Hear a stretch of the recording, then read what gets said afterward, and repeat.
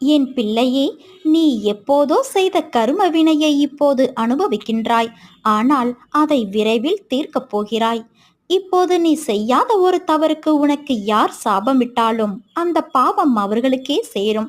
அது போன்ற நிகழ்வுகள் நடந்தால் நீ கலங்காதே. உனக்கு உண்மையான உறவாக நான் உன் இறுதி வரை இருப்பேன் பிள்ளையே. உன்னை எதுவும் பாதிக்காது. நீ மனதின் ஆரோக்கியத்தை மட்டும் கொஞ்சம் கவனமாக பார்த்துக்கொள்.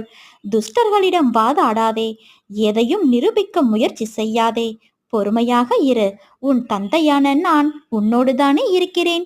பிறகு வீணான பயம் எதற்கு உனக்கு சொல்?